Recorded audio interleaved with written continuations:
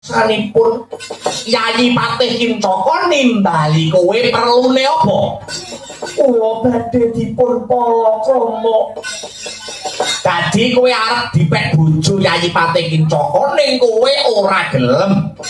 Banjur Yayi Kincaka rupa-rupa kinca ndok pateni. Ngono apa piye Salindri? Yen pancen ana wong liya sing bantu karo kowe, sing dadi srana patine Yayi Kincaka lan rupa kinca kowe gek kandha. Krana ora tinemu ing nalar. Ing atase kowe bocah wadon kok bisa mateni patih sakembaran ingkang duweni kadigdayan ingkang linuwih. Kowe kandha Salindri.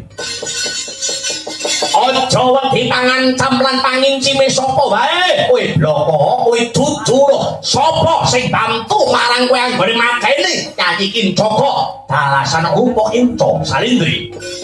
Nyuwun pangapunten sinuwun. Boten wonten ingkang asung pambantu dumateng kula. Kula piyambak ingkang percaya sinuwun Kincaka lan sinuwun rupa kinca.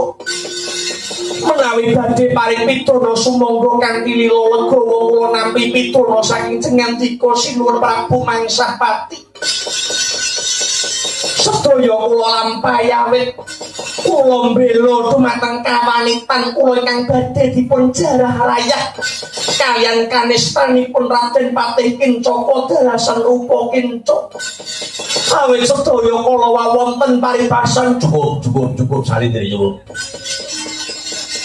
Ora sakabyan gunem ingkang tanpa guna janjane kowe bakal tak tibani hukum gantung mapan ora alon-alon negara Wirata nanging gandeng daramu utari nyuwun supaya diparingi pengenteng-enteng mula saka hukum pati tak suda dadi hukum tunduk.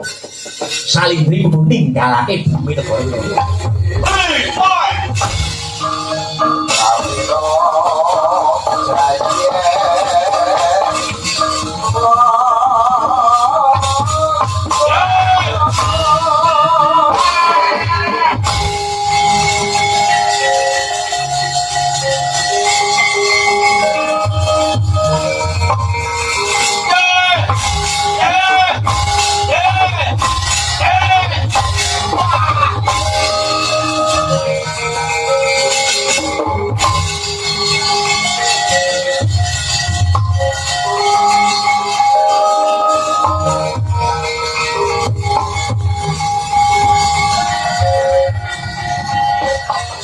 Guru Wirata saiki kahanane kaya ancik-ancik pucuking ngeri.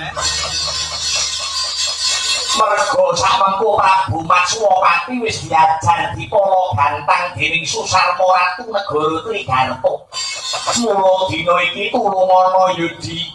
Kowe sing sekti, kowe sing santosa luwarana panandhangi Ratu Wirata Prabu Mangsapati Bilowo.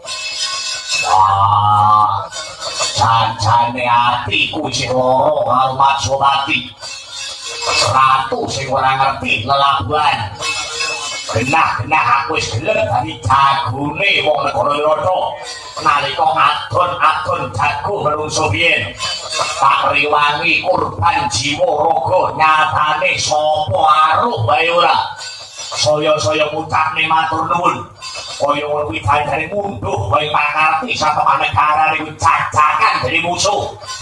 Durung meneh perkara bojomu Salindri sing bakal ditundung lunga saka negara Wirata. Mergo jarine wis dadi jalan patine Patih Wirata si Kincaka lan rupa kinca. Kamangka Kincaka rupa lan rupa kinca. Lamun ora tak pateni mesti tetep bakal gawe kisruh lan hidruh marang katentremane negara Wirata. Ning bareng lakon tak pateni tenan.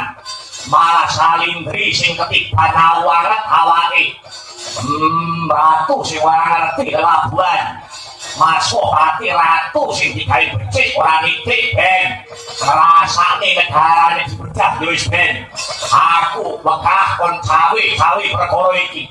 Yayi Cakra Bilowo ilang ana rasa srikmu Yudi. kudune Siadi ngaturake panuwun marang Prabu Matsopati krana wis paring pengayoman anggone kadang para Pandhawa sesinggitan mapan ana ing negara Wirata. Nyatane aku sing dadi jagone wong Wirata babar pisan ora diajeni kawan Ratu Wirata. Yayi eling yo dieling. Aku lan Siadi kari ndungkak pirang dina meneh. Kari 3 dina meneh iki umpetan ana negara Wirata. Yen to nganti negara Wirata bedah tegese awake dhewe bakal unangan dening Sata Kurawa satemah baleni dadi wong buangan 13 taun suwene. Unangan yo ben. Baleni hukuman yo ben. Ya ampun kebangetan kowe Bilomo.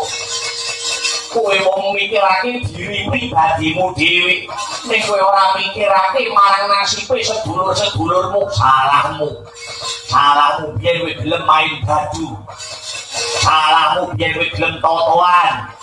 Yo yen pancen kowe ora gelem maju lara atiku kowe mundak-mundak lakon kepungkur tak maju dhewe mati yo yen aku Bilomo.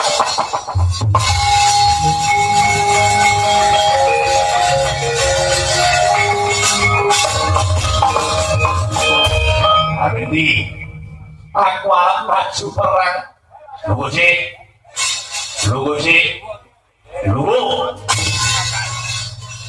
Tak maju perang nek kowe ora gelem maju perang pun kakang wae sing maju ning pabaratan.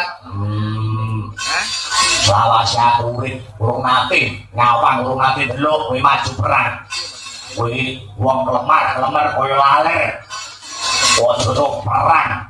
Bentak kowe ora tau. Arep maju perang piye nasibe walagan. Nyatane kowe ora gelem paring petulung marang Prabu Matsopati kerben aku sing bantu marang Prabu Matsopati. Ora usah. Mundur.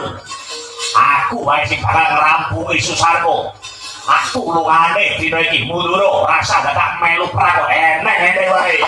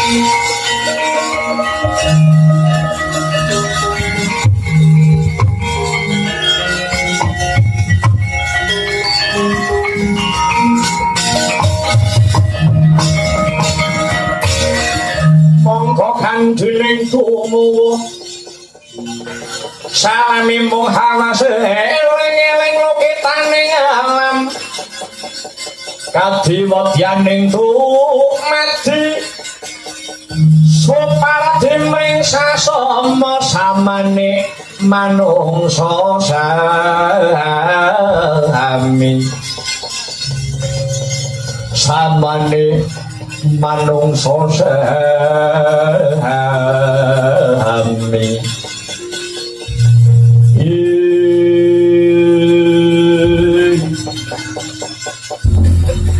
salili wonten timbalan ingkang dawuh sinuwun Prabu Matsopati amiji ingkang abdi kula pun salindri mara coba Para coba pitakon kuwi Wangsulana kanthi jujur aja ndok tambahi aja ndok kurangi. Aturna apa anane Salindri? Inggih. Patuko badhe temu babagan menapa dosi nuwun. Anggonmu Suwita ana ing negara Wirata kene wis pirang sasi Salindri. Sinuwun anggen kula Suwita dumateng jengandika sampun setunggal warsa kawi setunggal taun kirang 3 dinten menika sinuwun. Setahun kurang 3 dina inggih. Lah banjur sajroning setahun kurang 3 dina pakaryanmu aning Wirata apa Salindri? Sinuwun kewajiban kula lati dhateng Gusti Putri Utari wiwit saking siram pepaes Hangadi Busana dahar ngunjuk ngantos mapan sare. Iya. Ripelungguhan iki beda kang rinumpaka. 4 dina kepungkur. Wancine tengah wengi kowe kok ngadeg ana ngisor pojok beteng negara Wirata. Nalika kuwi kowe lagi apa Salindri? Sinuwun ing sekawe kula tinimbalan Gusti Patih Kincaka inen madhep wonten ngarsanipun Yayi Patih Kincaka nimbali kowe perlune apa? Kula badhe dipun palakrama. Dadi kowe arep dipek bojo Yayi Patih Kincaka ning kowe ora gelem. Banjur Yayi Kincaka rupa-rupa kinca ndok pateni. Ngono apa piye Salindri? Yen pancen ana wong liya sing bantu karo kowe, sing dadi srana patine Yayi Kincaka lan rupa kinca kowe gek kandha. Krana ora tinemu ing nalar ing atase kowe bocah wadon kok bisa mateni patih sakembaran ingkang duweni kadigdayan ingkang linuwih kowe kandha Salindri. Aja wedi pangancam lan pangincime sapa wae kowe bloko kowe dudu sapa sing bantu marang kowe anggone mateni Yayi Kincaka dalasan rupa kinca Salindri. Nyuwun pangapunten sinuwun. Boten wonten ingkang asung pambantu dumateng kula. Kula piyambak ingkang percaya sinuwun Kincaka lan sinuwun rupa kinca. Menawi badhe paring pituna sumangga kanthi lila legawa kula nampi pituna saking jengandika sinuwun Prabu Mangsapati. Sedaya kula lampahi awit kula mbela dumateng kawanitan kula ingkang badhe dipun jarah rayah kaliyan kanestanipun Raden Patih Kincaka dalasan rupa kinca. Awit sedaya kula wawonten paribasan cukup Salindri nyuwun. Ora sakaten gunem ingkang tanpa guna janjane kowe bakal tak tibani hukum gantung mapan ora alon-alon negara Wirata nanging gandeng daramu Utari nyuwun supaya diparingi pengenteng-enteng mula saka hukum pati tak suda dadi hukum tunduk. Salindri kudu ninggalake bumi negara Wirata. Kowe mung ngregeti babut kowe mung jejemberi jambah wong wedok sing dadi sumbring perkara sing dadi srana patine wong lanang kuwi ora pantes urip ana bumi Wirata. Kowe kudu minggat saka Wirata. Kowe kudu minggat saka Wirata mripatku sepet nyawang raimu Salindri. Oh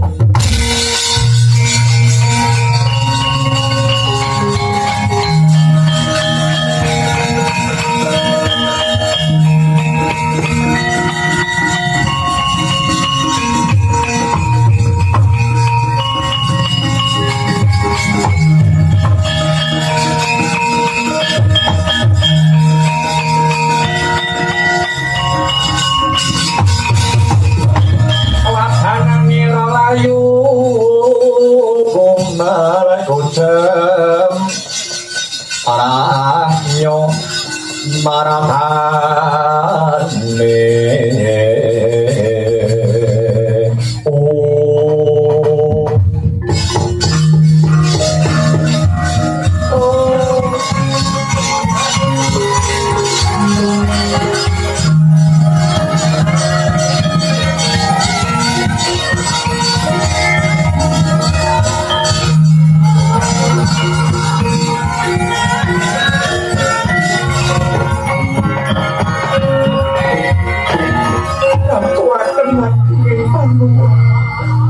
saking kawicaksanan jenengan dika sinuwun Salindri boten dipun tibani hukum pati namung dipun tibani hukum tunduk nanging sepisan malih kula nyuwun kawicaksanan paduka sinuwun kowe bakal njaluk apa Salindri kula nyuwun wekdal sawetawis kula agem kinarya pamit-pamit kaliyan dulur-dulur kula ingkang mapan wonten pasar gedhe negari Wirata sisan damel kula badhe nglunasi utang-utang kula kaliyan bakul-bakul ingkang mapan wonten negari Wirata sinuwun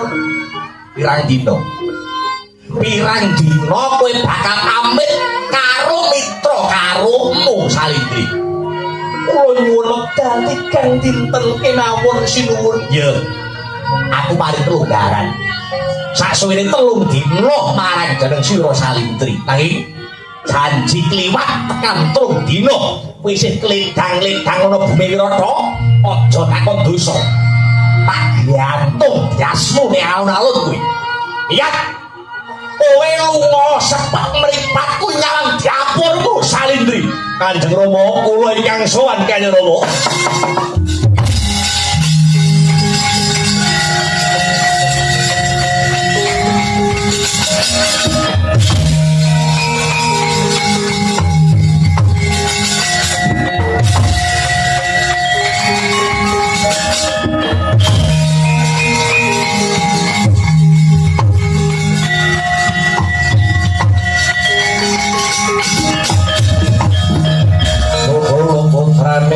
ingsun sira iku Puswanci pisah lan jenenge Ngowang Hayu kulining arti Seto Bumijaya kula wonten dawuh Duh Rama Diwaji lonjo mimis kang dadi playumu melar mingkus ingkang dadi napasmu ana parigale apa Seto Bumijaya aduh ngaturaken kedrawasan Gusti Nuwun Kanjeng Rama Dewaji babar pisan boten handuka mono kalamun to samangke negari Wirata kedatengan mangsa Wirata ketekan mungsuh lagar kados mekaten saka ngendi saking negari Trigarta ingkang dipun pandhedani kaliyan Prabu Susarma Duh Dewaji lho Susarma biyen lagar kasinggihan elah dalah sajake Susarma duweni rasa lara ati marang panjenengan ingsun amarga tak tolak tak tampik panglamare marang anakku Sutari. Wakasan wani gebrak peperangan mapan ana ing negara Wirata. Ya, para kaki saiki. Iratno badya para negara Wirata. Dudu sapa-sapa senomadine. Aku dhewe ingkang bakal nandhingi kridane Susarma. Janji ora bisa nuga diase Susarma aja truk mangsa pati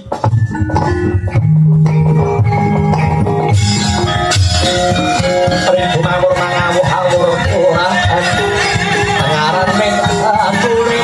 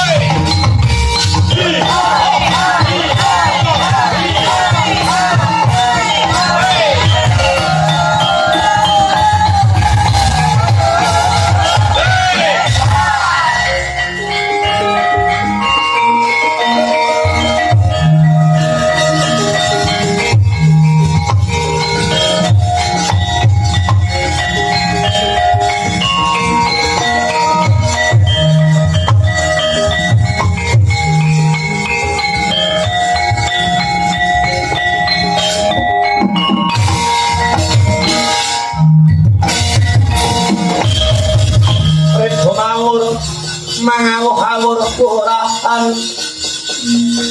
tengaraning hajurit gumaguru bangsa tetek kaya putra para panggri ing purangga hesti mimang dwaja kang kageder ora kata ingkang dwaja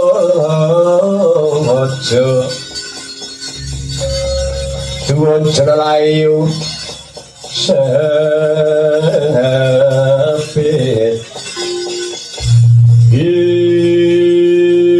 kuwi latalah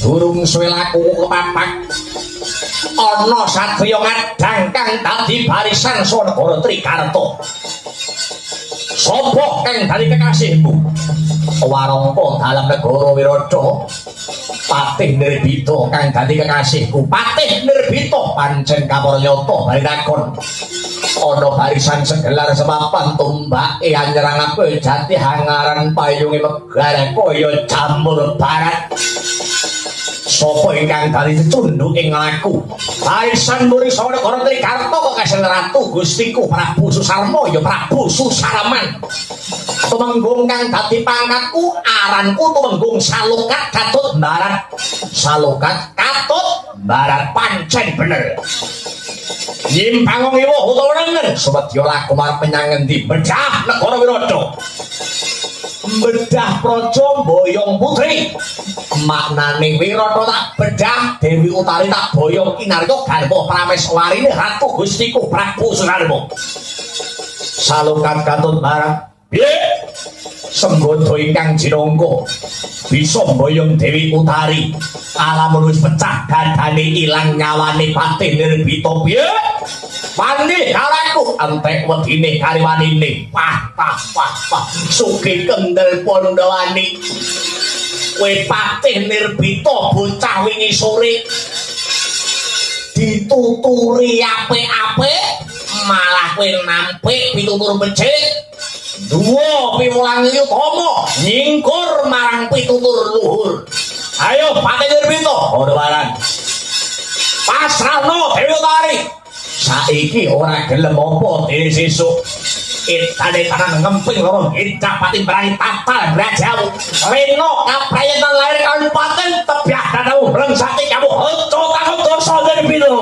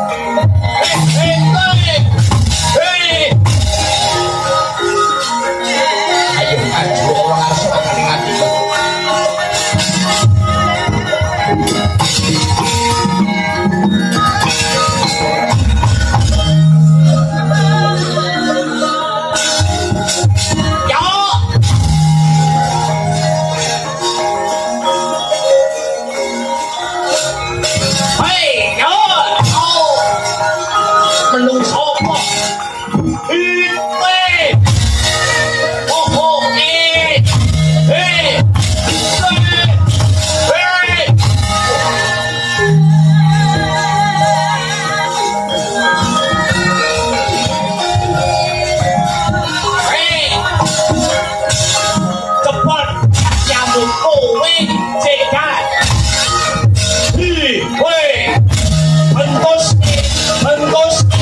ayah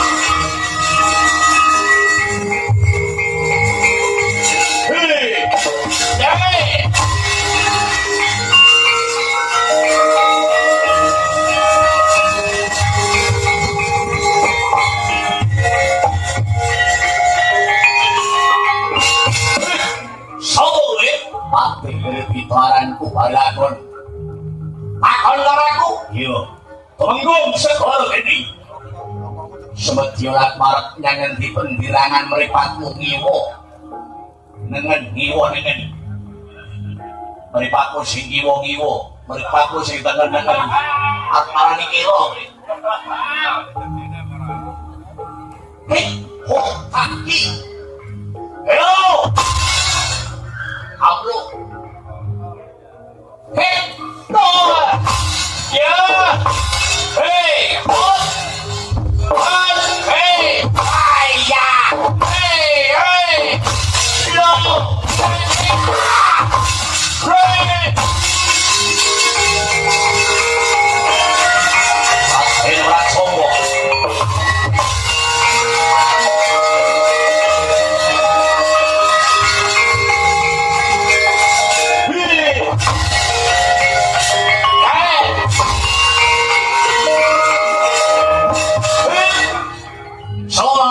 Sombong Atmo Jindro Negara Yonto putrane Prabu Matsopati ingkang nomor 3 Pak sombong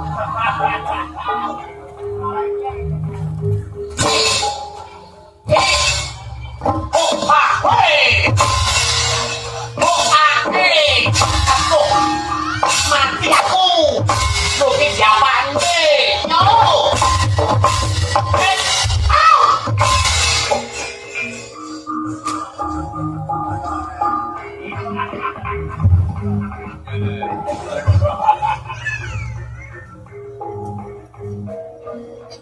ngasih kucing saya ini yo hai yo ngasih mana yo ho hai yo ngatek meneh yo. Cipo. Wes.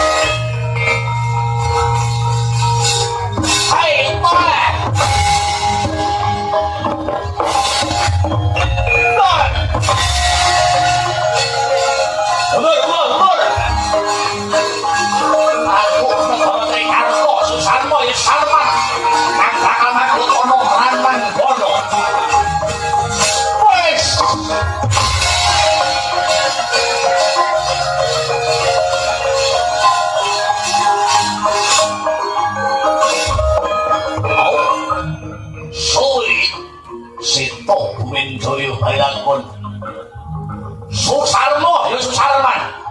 Kuwi biyen sing nglamar Utari. Minangka dadi garwa Parames Kumarimu. Yo. Anggap yo apa ditolak panglamarku ditampik mentah-mentah ora Majawati. Mula ing lungguhan iki mumpung ana kesempatan.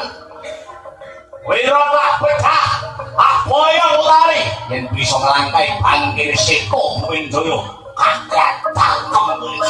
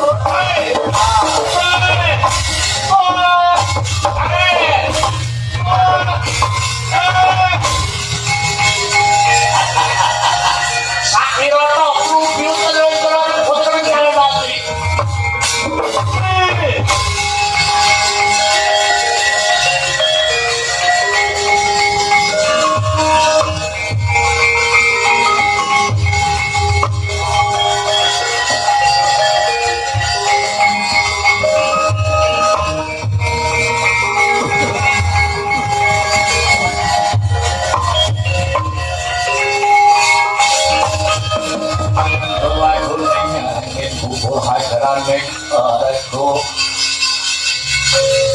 urugane ora kagiri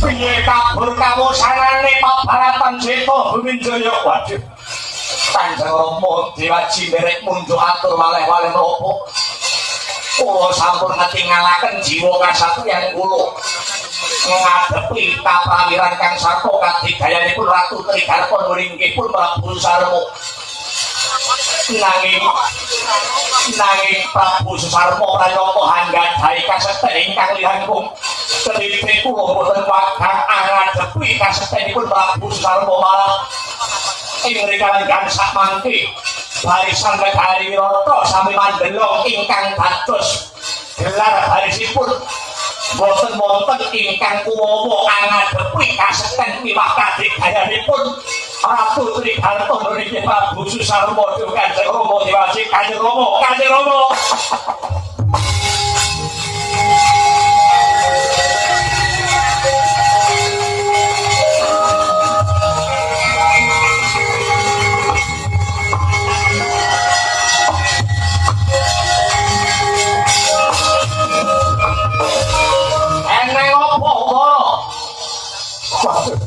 ngaturaken kedrawasan Kanjeng Rama Diwaji kedrawasan apa maneh Udara salebetipun prajurit Wirata mapak barisan saking Trigarta boten weruh sangkan paraning Bilai Negari Wirata wonten ingkang dingkik saking wingking inggih menika wadyabala saking Negari Ngastina ingkang dipun pandhegani dening Senopati Ngastina Adipati Karna Basusena Kanjeng Rama yang satelek iki kelakuane sapa iki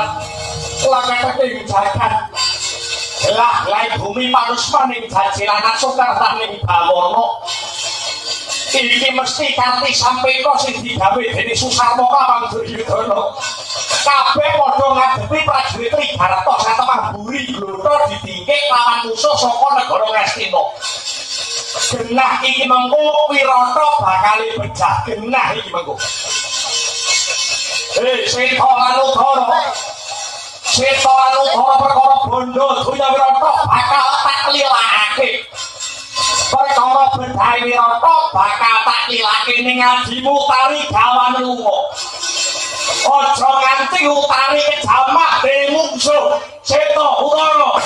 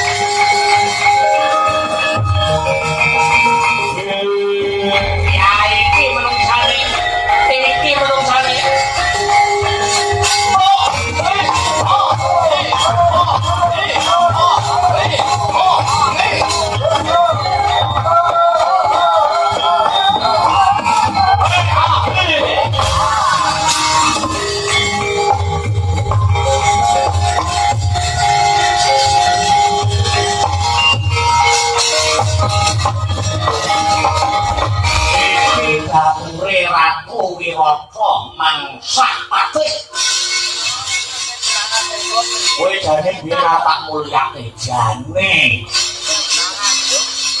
anakmu dadi bojoku uripku mesti bakal keceh bondo donya Mas Wicis aja bloro kiwa dene panglamarku malah mbok tampik setan kuwi Mas Pati Susarmo ana tetembungan bedah praja mboyong putri Gawan lunga anakku Utari yen wis kalakon pecah dadane lan nyawane Ratu Wirata senadyan umurku wis tuwa basan kempong perak jambul kuwanen mlaku ora jejeg lamun ora tinuwak nganggo teken nanging iku mawene tanganku ora bisa ngopyorke Bolomojo jeruk mengsah pati ratu tuwek elek keplek meh matek kakian bebangan atiku wis kadung loro atine Susarmo wis kadung jatuh krana pangamaku biyen wis ndok apik larane atiku kudu tebus larane atiku kudu mbok tebus sarana ndase Ratu Wirata tak go keset dangkeme ayo maju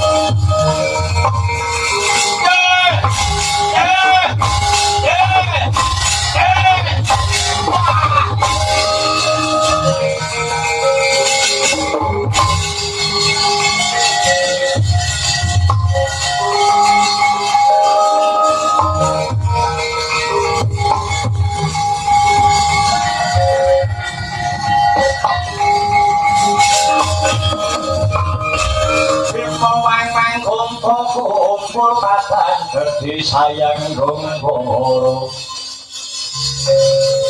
kacani romobat manapit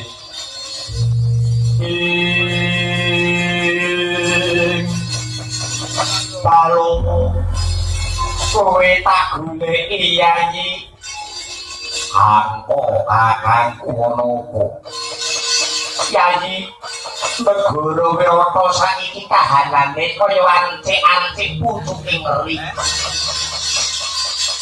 mergo samengko Prabu Matswapati wis diajar dipala gantang dening Susarma Ratu Negara Trigarta. Mula dina iki tulungana Yudi, kowe sing sekti, kowe sing santosa uwarana panandhangi Ratu Wirata Prabu Mangsarati Bilowo. Ah, jan-jane atiku jero karo Matswapati. Ratu sing ora ngerti lelabuhan. Genah-genah aku wis gelem dadi jagone wong negara Wirata. Nalika adon-adon jago menungso biyen. Tak rewangi kurban jiwa raga nyatane sapa aruh bae ora. Saya-saya ngucapne matur nuwun. Kaya kuwi dandane munduh wae pakarti satu negara niku cacakan dari musuh.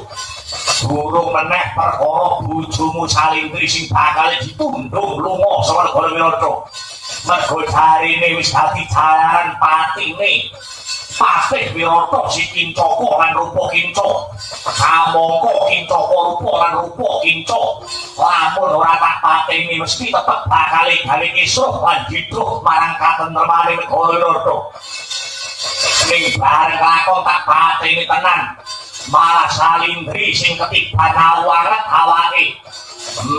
Ratu sing ora ngerti kelabuhan. Matswapati Ratu sing digawe becik ora nitik ben. Rasane negarane dibedah yo wis ben. Aku wegah kon cawe-cawe perkara iki.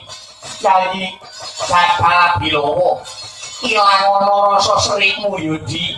Kudune siap ngaturake panuwun marang Prabu Matswapati krana wis paling pengayoman anggone kadang para Pandhawa sesingit dan mapan ana ing negara Wirata. Nyatane aku sing dadi jagone wong Wirata babar pisan ora diajeni kawan Ratu Wirata. Yayi eling Yudi eling.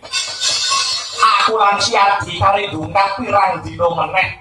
Kali 3 dina meneh iki umpetan ana negara Wirata. Yen to nganti negara Wirata bedah tegese awake dhewe bakal urnangan dening Sata Kurawa satemah baleni dadi wong buangan 13 taun suwene. Unangan yo ben. Baleni hukuman yo ben. Ya ampun kebangetan kowe Bilowo. Kowe wong mikirake diri pribadimu dhewe ning kowe ora mikirake marang nasibe sedulur-sedulurmu. Salahmu biyen kowe gelem main baju. Salahmu biyen kowe gelem totoan. Yo yen pancen kowe ora gelem maju lara atiku kowe ngundang-undang lakon kepungkur. Tak maju dhewe mati yo yen aku Bilowo.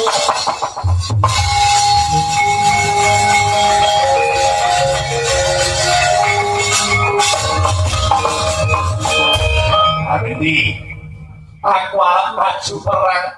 Lho sih.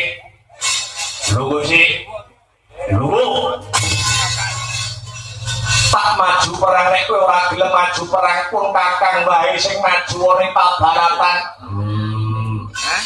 Salah aku urip urung nate ngawang urung nate delok kowe maju perang. Kowe wong kelemar koyo laler. Ojo perang bentak kowe ora tau. Arep maju perang piye nasine walagan. Nyatane ora gelem paring petulung marang Prabu Matswapati kerben aku sing bantu marang Prabu Matswapati. Rasa mundur. Aku wae sing bakal ngrampungi Susarma. Aku lungane dina iki mundur rasa dadak melu perang kok enek wae.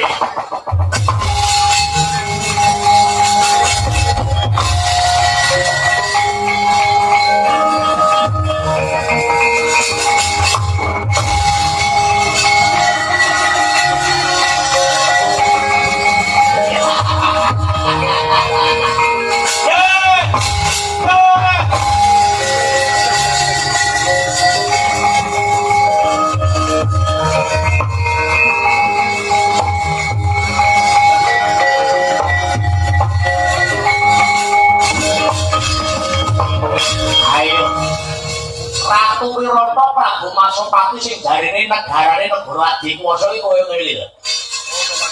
Tak itek ora iso bangga, tak itek ora iso budaya, ngadeka sing dedet. kowe dina iki wis ora duweni daya kekuatan. Nyawamu wis anguk-anguk ana bunduran. Kowe tak pateni Wirata tak bedah. Utari kakung dadi bojomu.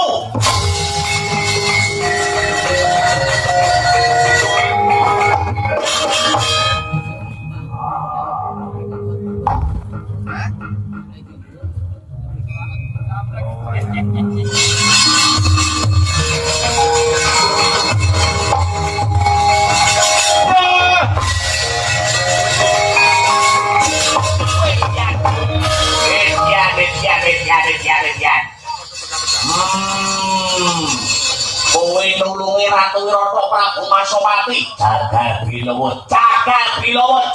Bilowo bedes. Wong liya mbok akusirna. Wong liya mbok akusirna nanging Susarma ora kena mbok alusi.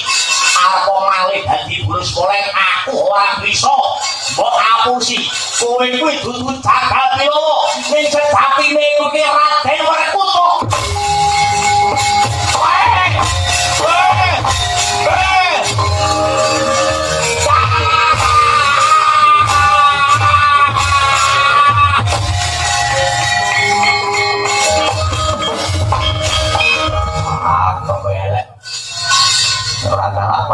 Ini kurangan nih.